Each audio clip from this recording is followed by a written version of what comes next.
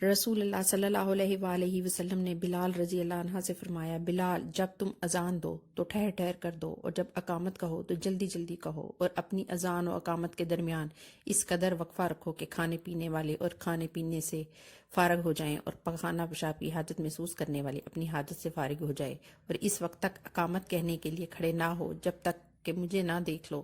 یہ حدیث ضعیف ہے۔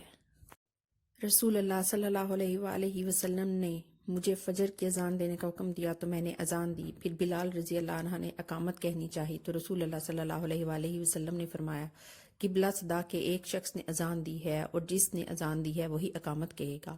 امام ترمذی کہتے ہیں کہ اکثر اہل علم کا اس پر عمل ہے کہ جو اذان دے وہی اقامت کہے۔ یہ حدیث بھی ضعیف ہے۔ ابو ہریرہ رضی اللہ عنہ نے کہا، نماز کے لیے وہی اذان دے جو باوضو ہو۔ امام ترمذی کہتے ہیں بغیر وضو کے اذان دینے میں اہل علم کا اختلاف ہے، بعض نے اسے مکروہ کہا اور بعض اہل علم نے اس میں رخصت دی ہے۔ نبی اکرم صلی اللہ علیہ وآلہ وسلم نے فرمایا، جس نے 7 سال تک ثواب کی نیت سے اذان دی اس کے لیے جہنم کی آگ سے نجات لکھ دی جائے گی۔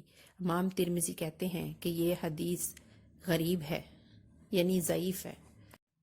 ابن عباس رضی اللہ عنہ سے اس شخص کے بارے میں پوچھا گیا جو دن کو روزہ رکھتا ہو، رات کو قیام کرتا ہو اور جمعہ میں حاضر نہ ہوتا ہو، تو انہوں نے کہا کہ وہ جہنم میں ہوگا۔ مجاہد کہتے ہیں حدیث کا مفہوم یہ ہے کہ وہ جماعت اور جمعہ میں ان سے بے رغبتی کرتے ہوئے، انہیں حقیر جانتے ہوئے اور ان میں سستی کرتے ہوئے حاضر نہ ہوتا ہو۔